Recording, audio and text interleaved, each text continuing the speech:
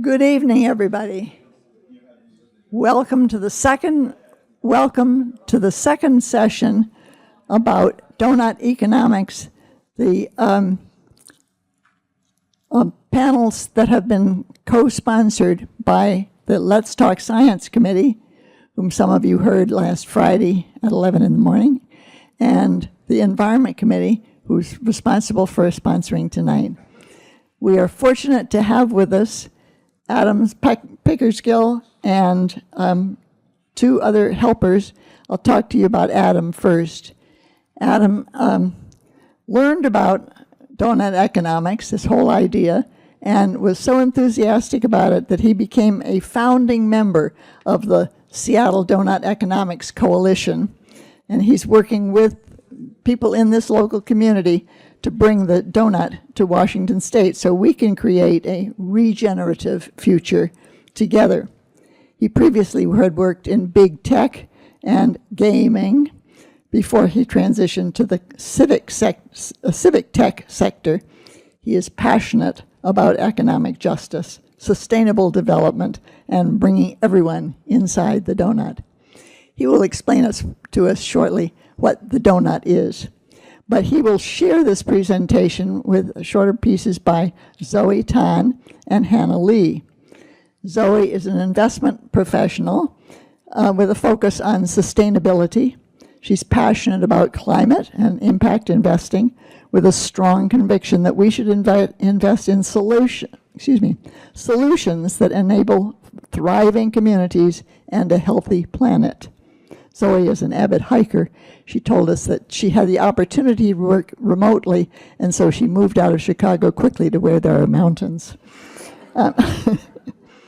Hannah is a user experience designer, passionate about human-centered design and co-creation. She has been designing digital products with land stewards and conservationists to help them build a sustainable future. In her free time, she enjoys cooking and hiking in the Pacific Northwest. Welcome, Adam Pickersgill. Thank you.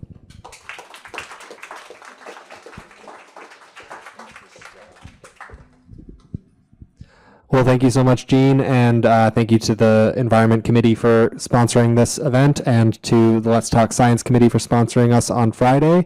It is truly my pleasure and honor to be here to speak to you today about donut economics. So just quickly, can I get a rough show of hands on who was here on Friday, just so I can get okay, nice. We got a decent amount of overlap, but we've got a handful of new folks as well. I'm not going to cover everything that we talked about on Friday, but I am going to do a bit of a review. I think it'll be definitely good for the new folks and also helpful for the folks who are here Friday, because I can be a fast talker and there's a lot of stuff to cover. So thank you all again for coming, and let's jump into it. So last week we talked about the donut. We introduced it as a concept. We went through the 7 different ways to think like a 21st century economist. Then we talked about Global Donut Days, which are an annual event that was happening last week, concluded on Saturday, and which is run by the Global Donut Economics nonprofit, and we were a representative event last week. So it's basically all of these global communities that exist who are trying to celebrate donut economics and share it within their local places. There'll be a slide on that later as well. And then we talked a little bit about the Seattle City Portrait, which is a project that we've been working on here to try and apply the ideas of donut economics to Seattle and to Seattle's economic and environmental situation. So for those of you who are like, what does any of this mean? Your questions will be answered as we dive in. So donut economics is trying to put forth a new way of thinking about the economy. We have had historically in the 20th century a number of core tenets of economics. So for example, this might look like a familiar graphic to a lot of you if you've studied any economics or even just heard about it as a layperson, the supply-demand model here. This has been talked about for hundreds of years at this point, and it's a foundational model of how prices are set in a market economy. There's also this picture of the flow of money and resources within an economy, right? We've got households and we've got firms, and there's banks and government, and money kind of flows in between them based on some pre-understood rules. But that's it. We can simplify it down to something like that, right? We also have the self-portrait of the rational economic man who's got self-interest in his heart, a calculator in his head, money in his hand, and nature at his feet. And all of this exists, in support of the goal of making GDP go up, right? We want to be constantly growing. We've talked about trickle-down economics in the past several decades, and all of that thought is in service of making the economy grow and grow and grow. The 20th century economic model has also proposed solutions to inequality. Has anyone ever heard of the Kuznets curve? A few people? Okay, great. So this was an idea proposed by this guy Kuznets, and he basically said, well, as income per capita increases, inequality will basically solve itself, right? You have this period of extreme inequality as countries develop and grow, but then you reach a point where things are more civilized and mature, and then we can reasonably get back to a more equal place. And this idea was adapted to also answer how the environment will be solved, we don't have to worry too much about climate change because we'll just keep growing and growing until we have enough resources. Then we can go and tackle the problem with all the resources that we've accrued, and we'll get to the bottom of pollution. We'll make that, we'll clean things up once we have the power of growth behind us. So that didn't really work out.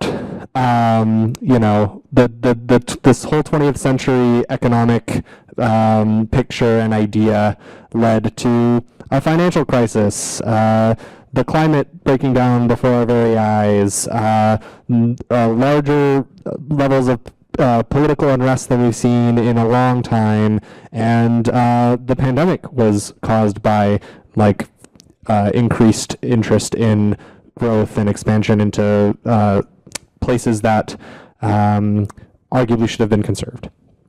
So how can we do better? How can we come up with a more nuanced, more refined picture of what our economic models should be, and how can we use that to craft more effective policy going forward? How do we think like a 21st century economist? What does the economic model of our future look like? And that's what Donut Economics has set out to portray, set out to spell out for us. And so we've got 7 different ways to think, which again we covered last week, but we'll talk about again. And the first one is answering the question that I know everyone has on their minds, which is, what is this silly donut that we keep talking about? And so the donut is meant to create this visual and easy to, talk about idea which represents a new goal for our economic policy. So instead of just pursuing endless growth, we would like to create an economy that allows us to thrive while also allowing the planet to coexist and thrive with us as well. So the way to think about it is it defines this floor that is our social foundation, which is to say, yes, we do need to spend some energy, making sure that we're farming enough food, and and we have enough industry to support the economic activity that is required for everyone to have a comfortable and reasonable standard of living. Right? That is a reality that we would like to continue, and we have a place on this planet. Let's just make sure that we're doing that without exceeding our ecological boundaries, our planetary boundaries. So we have the social foundation creating the floor, and the ecological ceiling creating the ceiling, and everything in between is this donut that we've been talking about, right? The reason for making it a circular donut instead of, say, why are we not talking about pancake economics, is twofold. One, there's a long history of iconography that is circular in this way, and from different indigenous tribes, and think yin yang. There's a lot of power in that symbol, and so Kate Raworth, the author of Donut Economics, wanted to channel that. And also there's a commitment and an acknowledgement that a lot of the cycles and systems that are relevant when we are trying to craft these policies are circular in nature, right? And there are several different, which we'll see in a second. There's the ecological ceiling is not one thing. It's many things that together define what we can and can't do with the resources on our planet, right?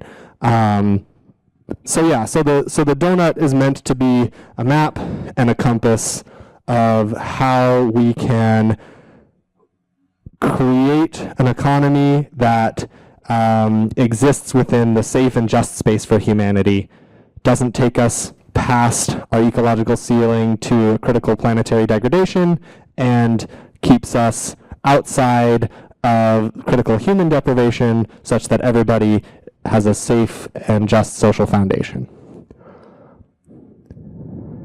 Did that make sense? Great. Love to hear it.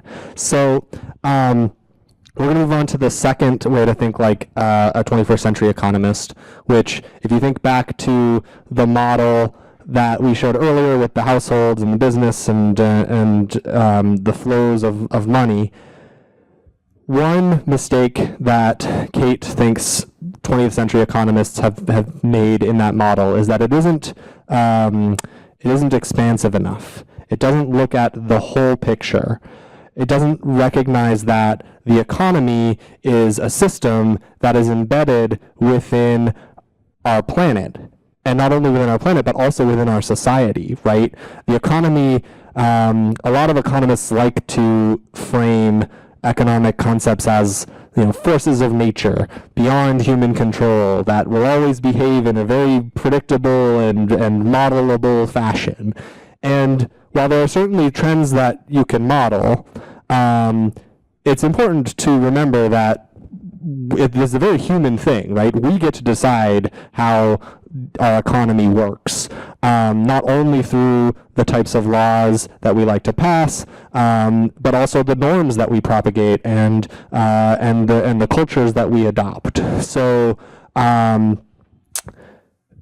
instead of thinking of the economy as this self-contained system that is in the abstract, not connected to anything else, it's really important to acknowledge the part that our economy plays within our total planetary system, right?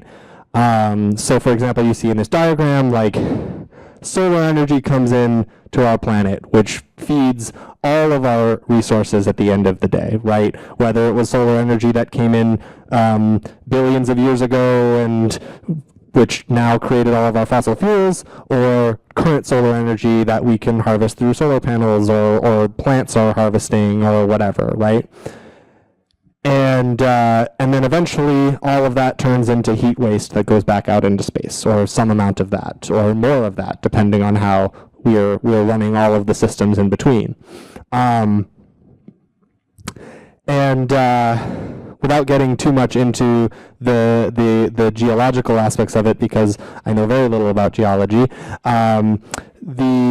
it's also important to call out the fact that even Kate's view of the economy is more nuanced than the traditional 20th century view. We don't just have households and firms, we're also looking at the state and the commons.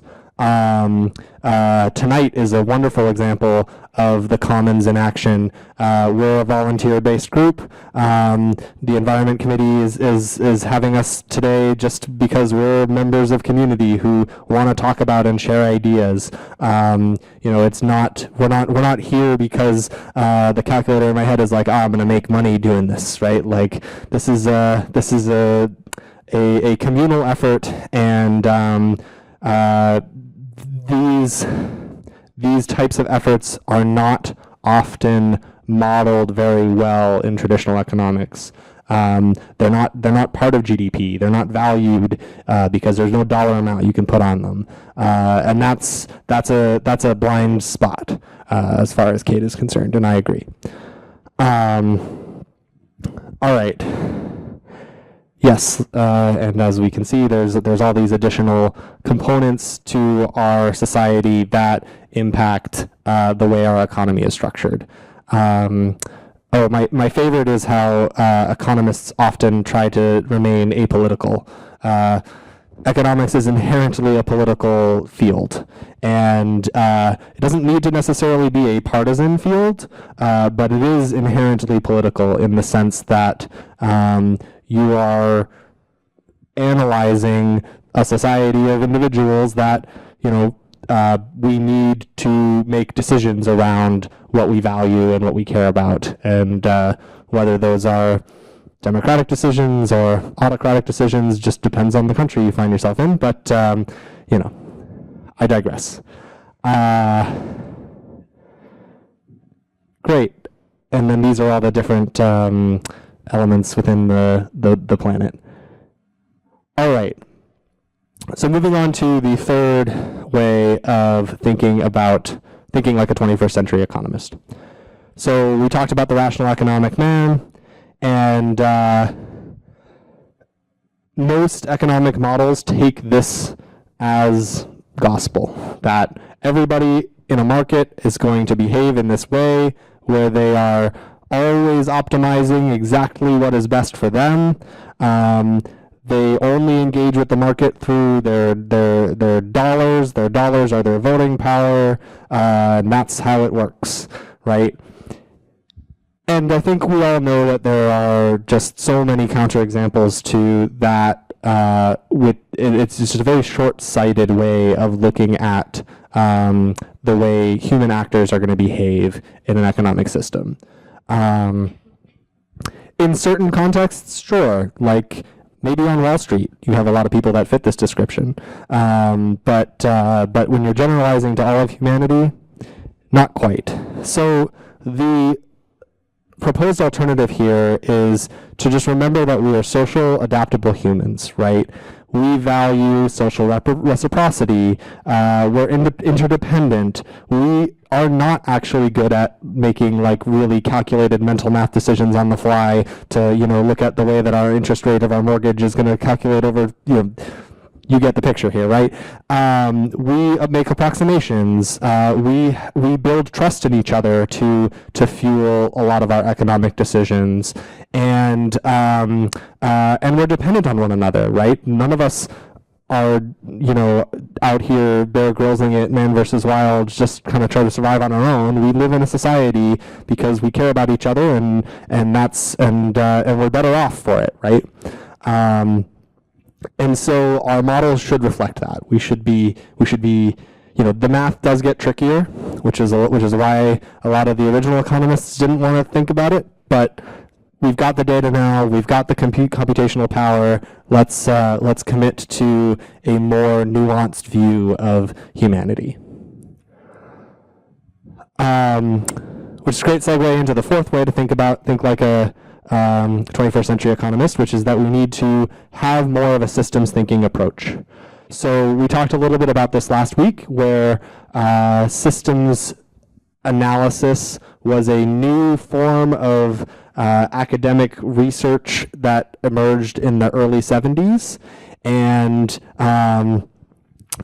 it was originally applied mostly to like manufacturing processes, but the major insight was in starting to clock dynamic feedback loops. So recognizing that making a change in one part of the system, you know, if you're just looking at that one part of the system, you're like, okay, the pressure gauge of this particular assembly line, it goes up when we tighten this screw, and that's a good thing because we want it to be more at that pressure. But then a systems analyst would say, okay, but how does that impact the pressure of the entire system, and does that potentially result in, you know, some other inefficiencies that show up here, here, and here further down the line? And the answer was often, well, there are going to be consequences, and those consequences aren't always what you expect. So you can imagine you take something as complex as even a national economy, much less a global economy, and you try to apply that systems thinking to that, and it gets very messy very fast. So people preferred not to, and which is why most of the economic models to date are very simplified. And it's probably already a theme that you've noticed in some of the earlier ways to up-level our thinking. We need to embrace and accept this dynamic complexity, right? We don't have to all become experts on dynamic systems analysis. There's a bunch of really smart people that are already doing a great job of that. But when we are thinking about our daily life, we need to appreciate and understand that there's some nuance there, and that sometimes the proposals that will result in the best outcomes are not the simplest, are not the easiest to understand, and that's scary. But it's important, I think, for us to grow into our 21st century problems by adopting a 21st century mindset. So our next way of thinking about this is, you know, I mentioned trickle down economics, and it's been this idea for a while that the best way to make decisions is if we capture opportunity and value in the hands of a few people, then they can make good decisions about how to redistribute that value across, you know, whatever the context is, right? But I think that it's you know, we're seeing that hasn't really happened, and so it might be more valuable and instructive for us to be distributive by design in the first place, right? If instead of modeling our mortgage lending system around the people who already have access to capital, lending it out at the rates that they feel are most valuable and self-interested to them, to programs where maybe it's more like rent to own, or you have a collective housing fund, and you find ways to share that opportunity and share that value and distribute that risk more equitably, so that as we are collectively co-creating, we rise up. You know, the rising tide does truly lift all the boats, as opposed to just the ones that don't have any holes in them, right?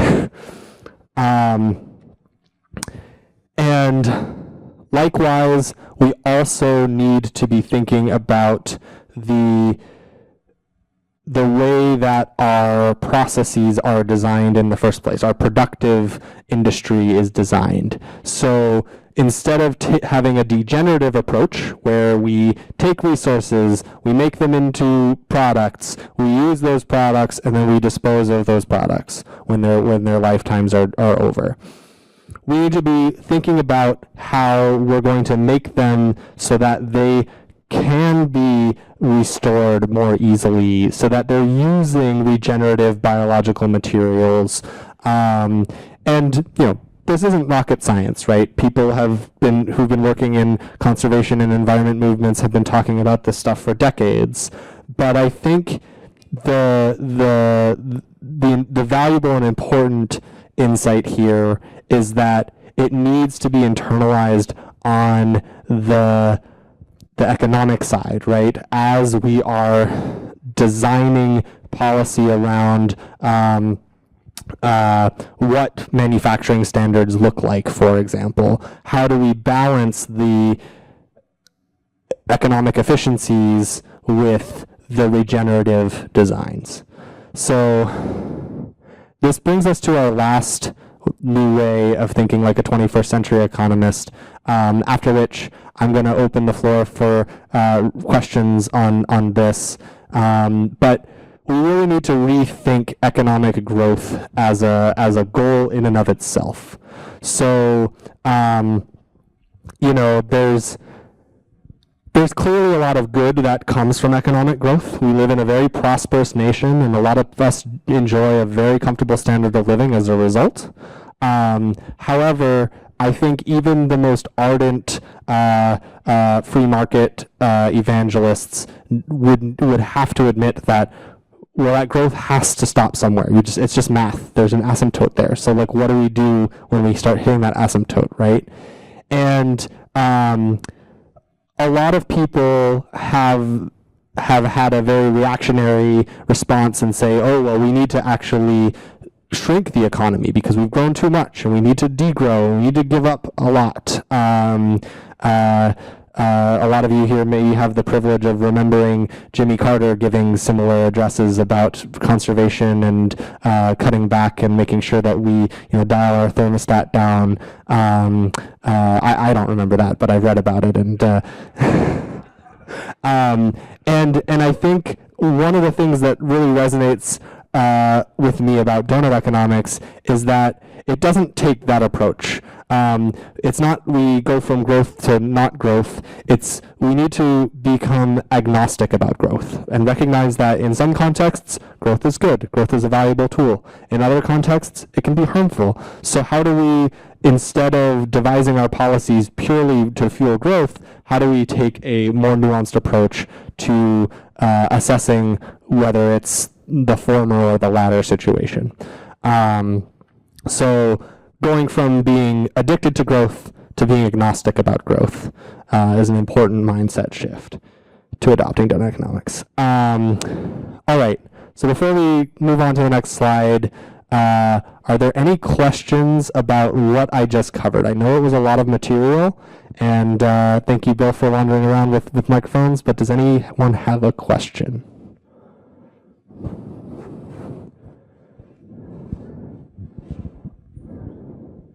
I explained it perfectly. You guys are all experts. Wonderful. All right. And there'll be more time for questions at the end too. So if you're just taking time to formulate your thoughts, we'll get there as well. Great. So what do we do with all of this information? Like how is this useful? How do we turn this into something that is beyond just well, theoretically, economics can be better if we think about it this way? How do we make this something that is actually relevant to our world? So this is the donut as and it's filled in. So instead of just like here's our goal, it's here's how we're doing today, right? This is work that the author of the book and some of her co-researchers have done to try and document how we are doing in terms of exceeding our ecological ceilings and failing to hit our social foundation. And this is globally. This is our world dangerously out of balance with the donut, right? And the headlines are scary, right? This is not a hopeful picture. It's definitely, something that can be discouraging. but I think it's really important that we have this picture, right? Because it's really easy to, I didn't need to show you all of these headlines for you to have this feeling, right? We all already have this feeling. You didn't need to see the all this red to know that, we're in trouble when it comes to climate change and we have to do something about it.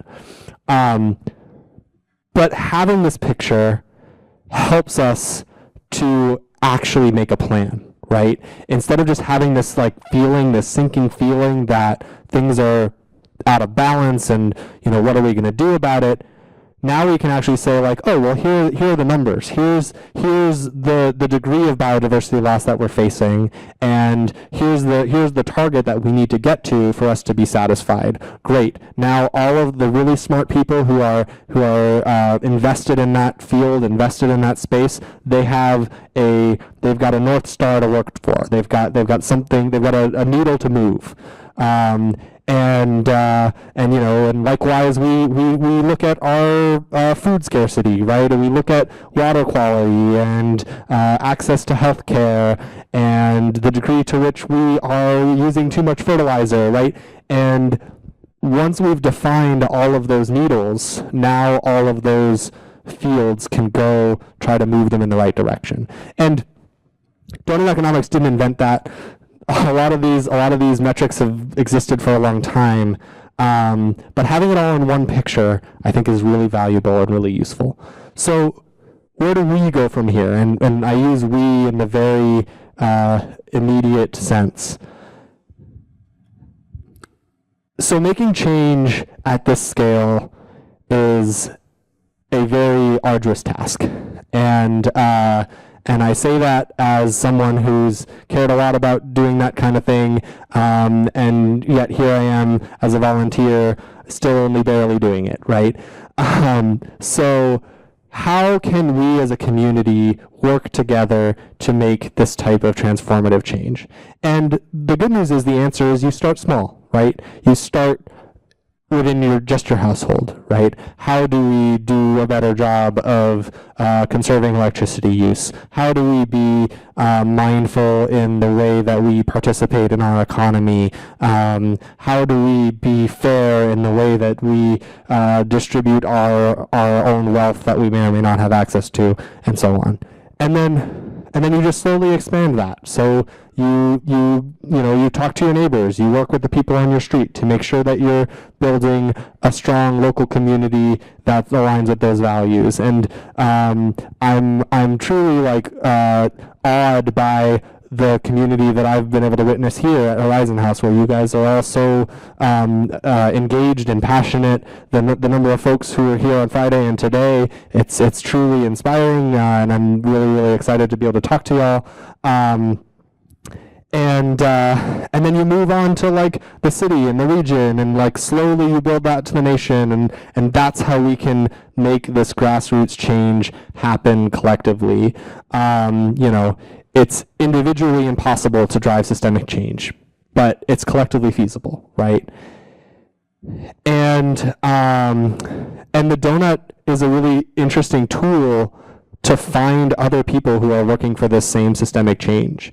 Zoe and Hannah, there's no way I would have met them if not for the fact that this book exists and that there's a website where you can go and register your interest, and that's how we met. And then events like this, that's how Laura, I'm going to embarrass you and shout you out, but Laura here was at a talk back in April about donut economics, and that's how we met, and that's the only reason I'm here today. So it's having this beacon to find these other people that care about these issues and are able to slowly build a community to build bridges across these otherwise siloed communities of people. And then I think it's really hope-inducing, right? I'm really hopeful by, or I feel a lot of hope because I'm able to see this in action, right? There's no, all of the, to take this slide, for example, right? You maybe have someone who works in government, someone else who works at a corporation, people who are in academia, and individually, all of these people who are keen to act, they feel very disempowered because they're all siloed by themselves. But when you make those connections across these different spaces, now suddenly it's, okay, I'm not just some, young man trying to make his way in the world. Like, I'm here working with folks like you who have a wealth of experience and knowledge and time to be passionate about these issues, right? And together we can do a lot more than I can just do by myself, right? So let me tell you a little bit about what we have been doing as an organization. So there was a science fair that happened at the Georgetown Steam Plant earlier this year. And we, as the Seattle Donut Economics Coalition, presented our Seattle City portrait at this event. There I am with my laptop and my donut and my, with the smile on my face. I was delighted to find that there were several other organizations that were also talking about similar issues, right? Nobody else was talking about donut economics specifically, but it was all very value aligned and similar ideas, and I met a bunch of great people that day, and who I'm hoping to continue to work with as we try to make change locally with the donut.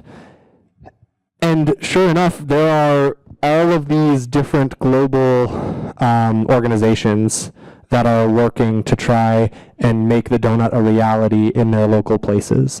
And I can't speak to the level of organization everywhere, but in some cases, folks, like I'm pretty sure the California Donut Economics Coalition has full-time employees, right?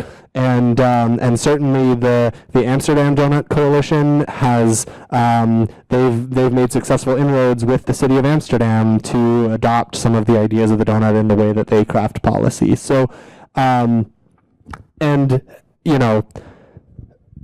obviously we're over here and we're on Team Donut, but we don't really care whether it's donut economics or regenerative economy or circular economy, as long as the core values behind that are being shared and are being adopted. We just want to see humanity thrive. So in times of despair, I like to remind myself with how many people around the world there are that are working on this and that are caring about this, and how this is all sprung up in the last few years, even, right? Donut economics was only written 5 or 6 years ago, and the Donut Economics Action Lab was even more recent than that. So here we are growing as a community together.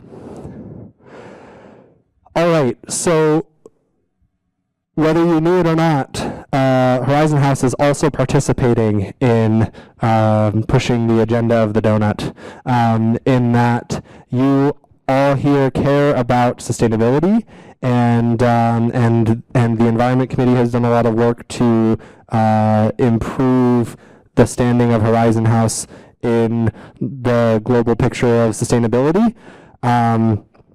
I was informed that recently it was added as a value on the Horizon House board completely, which is totally aligned with the idea of refocusing the goal in donut economics, right? It's important to get that cultural buy-in that we care about sustainability, we care about improving things.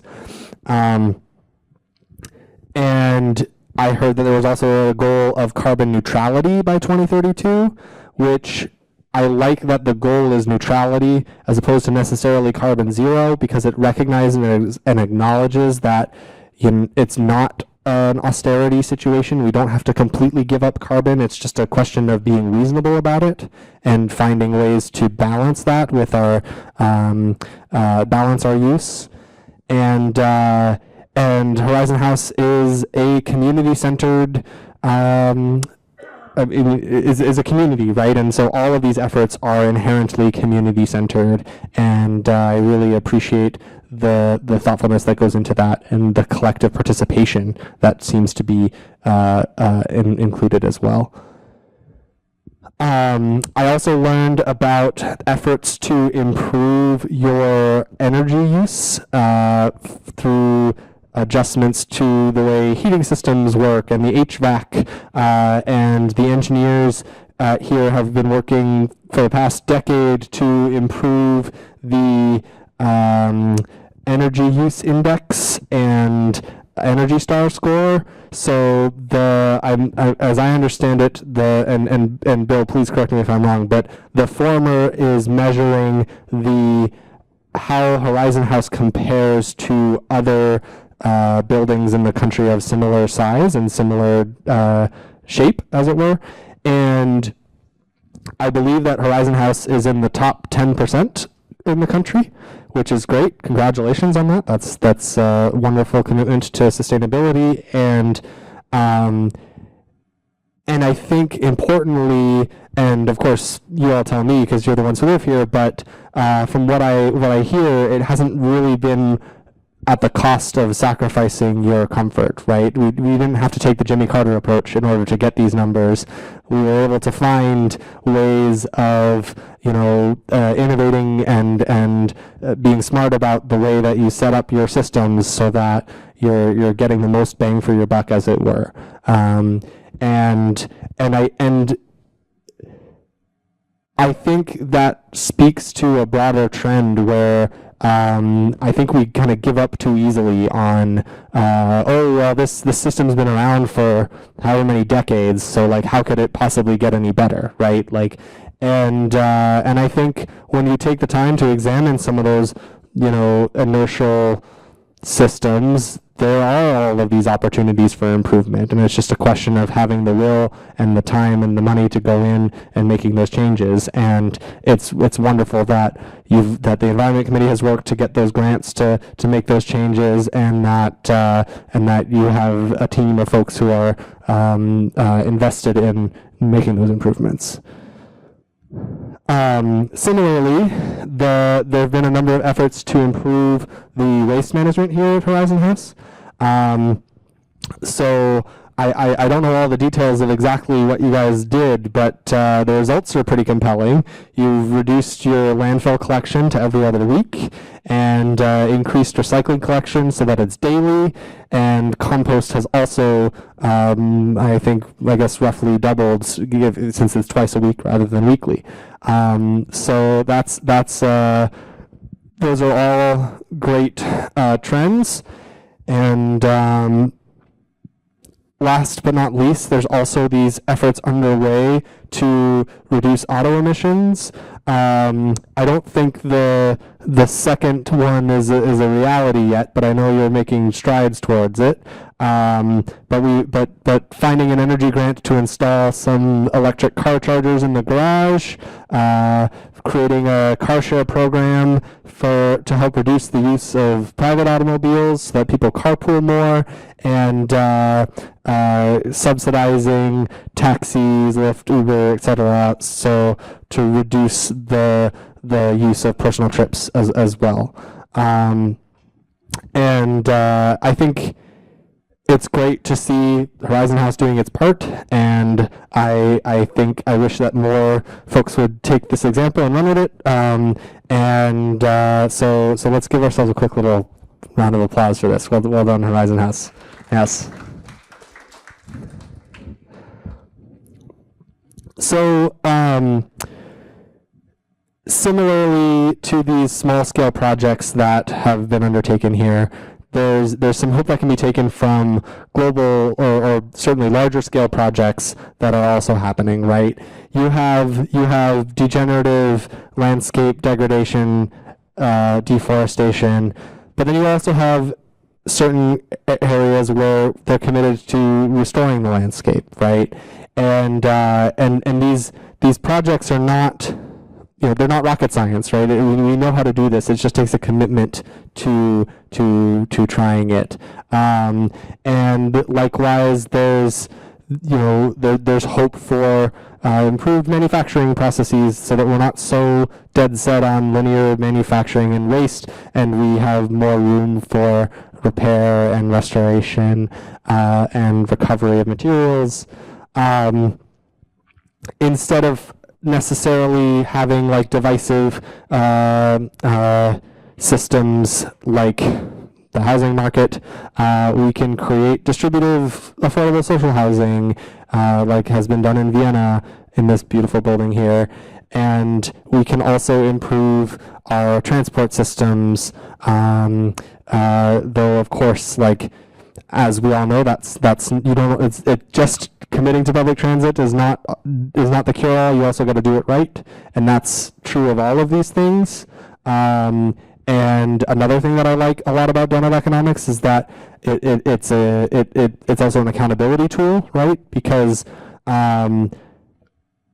don't actually care what policies or systems or whatever you put in place. What we care about is the numbers on the donut, right? So if you implement like a comprehensive public transit system, but it doesn't actually improve our carbon emissions, then like what did we waste our time and money doing, right? So having that goal and having that measure and those metrics to measure progress also keeps us accountable in how we devise policy to move things forward, right? We love to debate and talk about these different buzzwords, but not all social housing programs are created equal, and not all market failures are created equal either, right? So how do we get into the nitty-gritty details of that to make smarter decisions? So we've walked through a lot in the last 45 minutes or so, and hopefully everyone has at least a glimpse of what a 21st century economy could look like through that lens. These are the ideas that we want to remember and keep in mind as we go forward. And I have one more slide to talk about what's next for the Seattle Donut Economics Coalition. We want to continue to bring our city portrait into better focus. For those of you who were on Friday, we've collected a bunch of data or aggregated a bunch of existing data into this nice visual of how Seattle is doing with respect to the donut. But we're not pretending to be experts on all of this stuff, right? We know there are a lot of really intelligent folks out there who know way more about water quality than I will ever learn, and or insert donut element here. And so if you know any of those folks, or if any of you are those folks, please let us know. We would love to be critiqued on how we are approaching this. We would love to incorporate better data. We would love to have a more comprehensive picture than we do today. Because we want to take this framework and we want to make it useful for the city government eventually, right? We want it to be a tool that helps us improve our local community here in Seattle and King County and Washington State and so on, right? We're hoping to continue to partner with the Donut Economics Action Lab, the global nonprofit that supports the evangelism of donut economics, and we want to forge new connections with local groups that are working on these issues as well. Like I said, we have our preference, but we're not an exclusive team here. We're excited to work with Circular Seattle and the other environmental groups that already exist and are already doing a bunch of great work out here. So please reach out if you have any suggestions, questions, or want to get involved. We have our email address here, and Gene and Bill and folks also have ways to contact me. So if you are interested in reaching out, whether it's because you want to thank me for what a great job I did or tell me off for how terrible of a job I did, I'm open to all of it and whatnot. So please don't hesitate. All right. Well, Does anyone have any questions?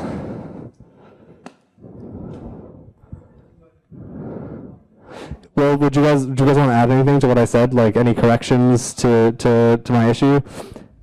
Full disclosure, we were not as prepped for this one, so I didn't have, so Zoe and Hannah didn't have the chance to include as many slides as we did on Friday, but, you know.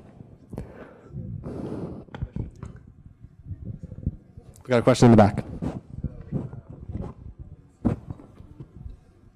Oh, yes. Yes. So congratulations on on a great start to a very complicated project. I would think that aside from the data collection and the display, the key is how do you get people controlling resources to work towards this? What are the agencies that, how do you move from what we have to what we might have? What are the motivations and how do you get that working? That's an excellent question, and I want to give Zoe a chance to talk about this because of her experience with financing. But what I'll first say is that one of the things that I think is really unique and interesting about donut economics relative to a lot of other sustainability initiatives is that it acknowledges and recognizes that there's that economic component as well, right? And I don't just mean like, oh yeah, that's a reality that we have to deal with, but no, it's a core part of the approach of the way that we're designing the policy, right? It's a recognition that it's a system where we need to make sure that our economic activity that creates the resources and the wealth and the opportunity to do the sustainability initiatives that sometimes are quite costly or quite effortful. And I hope that if we bring in the right people early on, so for example, we're not just wanting to talk to the Office of Sustainability and Environment in the city of Seattle. We also want to talk at the same time to the Office of Economic Development, right? Because we think it's really important for them to be working in concert on these types of issues. But yeah, if I fully knew the answer to your question, then I'd probably be a lot farther along than I am today. So thank you for that one. But Zoe, did you have anything else you want to add to that?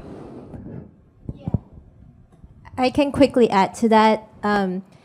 It is exactly like what you said. It's complicated, and it's one of the good things about the Seattle City Portrait is that it has many aspects to it, and we can pinpoint exactly what are some of the areas that we would like to work with the different organizations, right? So for those of you who are here on Friday, you would have seen, healthcare, health with different racial groups in Seattle had a huge disparity.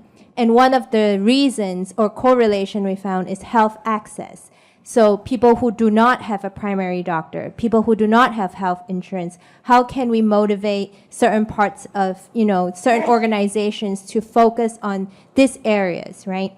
Or another example could be like we need more tree canopies in certain neighborhoods. How can we channel resources specifically in these neighborhoods? So it is hard and complex, but having the data allows us to find organizations that work with different groups. So yeah, those are the few examples I can think of right now. Thanks. We have a question over here. Oh, we'll do over there and then we'll do here, okay? We're going to go over there first and then we'll come here. Okay. This is a global question as well as local. The question of population is really knotty because we have probably too many people for the globe. On the other hand, the economy seems to demand a certain worker retiree ratio that gets out of whack when you don't have that many birds. So do you struggle with this? Are you working with anyone on it? That's a great question about population and its impacts on the ecological ceiling. I think the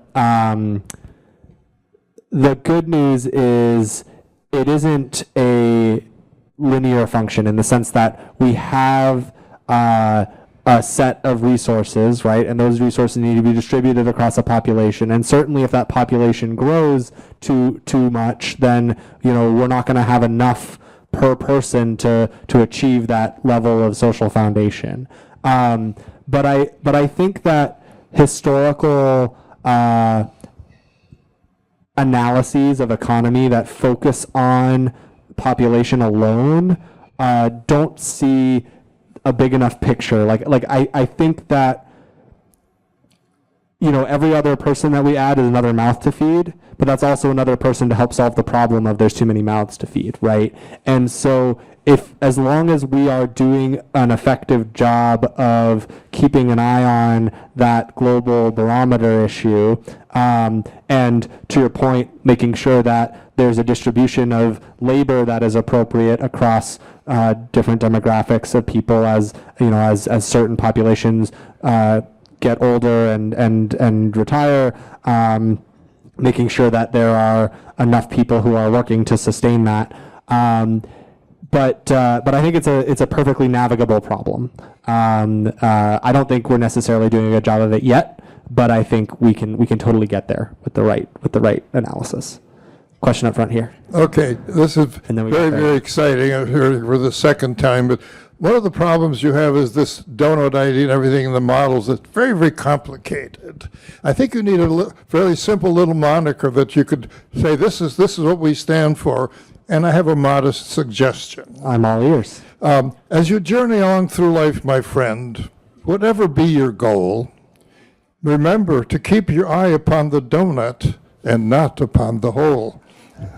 but seriously, Write that down. but seriously, one thing that concerns me that underlies all of this is the need to build everything so that it is recyclable. It's great to have electric automobiles, but when they break down, what are you going to do with this stuff? And I think we need to devise the whole thing that everything we build, we have to design to be recycled at the end. And what sort of progress is being made on that, which I think is just fundamental to everything? That's a very good question, and I agree that that's probably one of the most significant challenges we face, especially given how comfortable we've become with our current model of consumption. And I think the good news is, to the earlier point of your question, this is a much simpler idea to get across, right? I think people understand this. That we can't just endlessly produce garbage, and so there's at least a lot of cultural buy-in already on this issue. I think the needle that has yet to be threaded here is making the argument that this can still be a profitable approach to an economy, right? Like, is to navigating the market dynamics side of this, where we're creating the right incentives, but also building more of a long-term approach to generating profits and generating economic activity and prosperity. And if you can effectively make that argument and support it with the right degrees of regulation, then we'll see even more shifts towards that going forward. Okay, I think we have enough time for at least two more questions until 8:30, and then after that, I think we can do it in smaller groups here. I'm perfectly happy to stick around and answer questions for at least the next half an hour. So we've got a question right here first. Yeah, we've been talking about climate change now for quite a while. And unless I misread this article, there is has been or is a climate conference going on in Azerbaijan right now.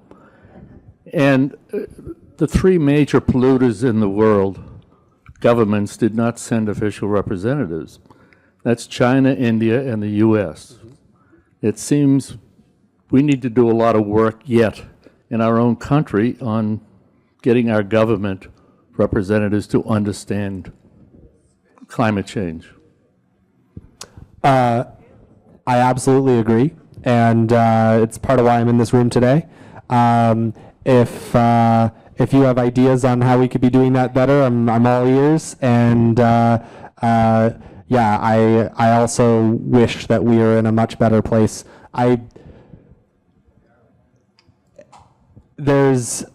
We also could have been, right? There were so many opportunities earlier on. I already talked about Jimmy Carter, but putting the solar panels on the White House that Reagan immediately tore down. We could be living in a very different world if a few different things had gone slightly differently, unfortunately. But okay, we have a question in the back, and then we got a question up here. Okay. We just had an election.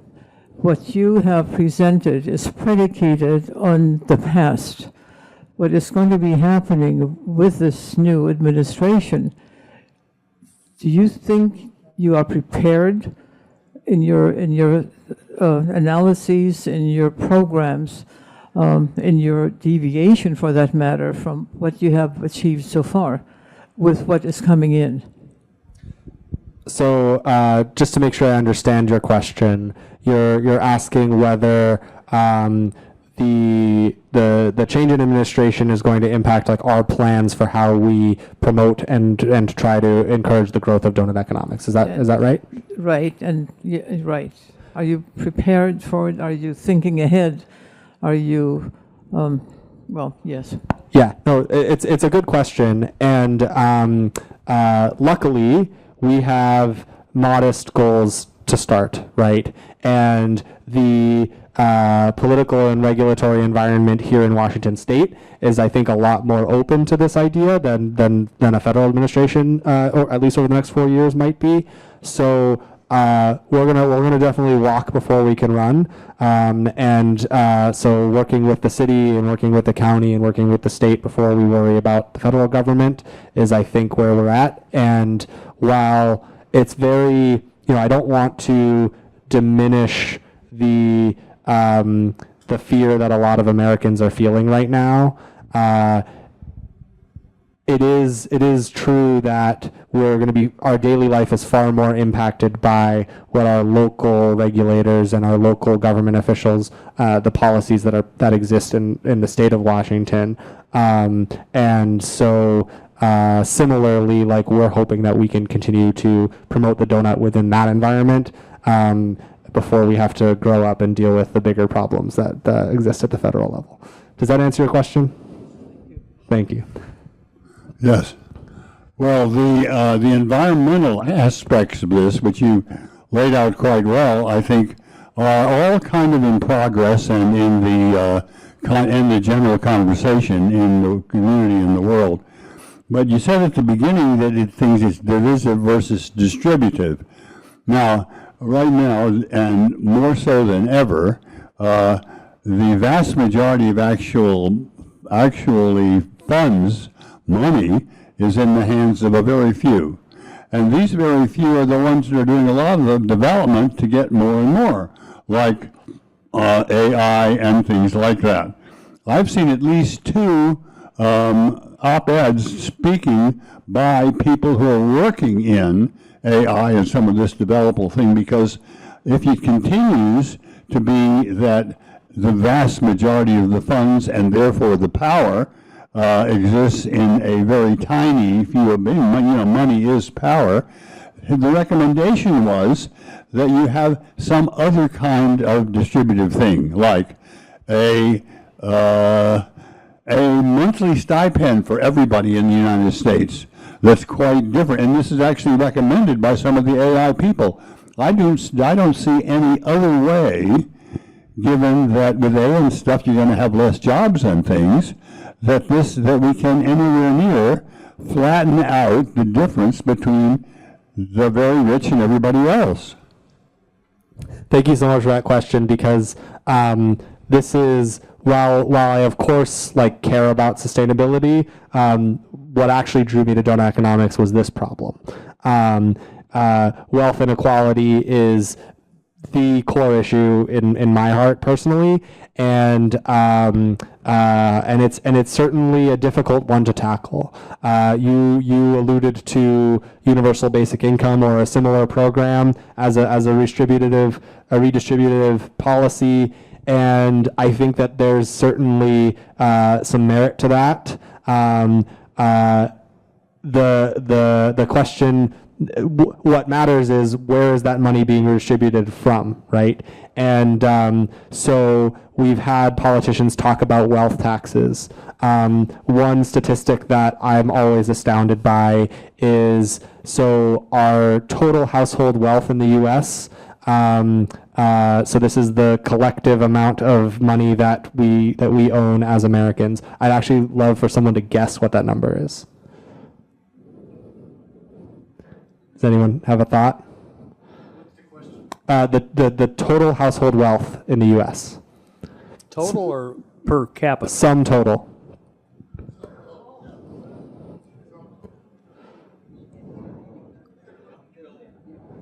What was that?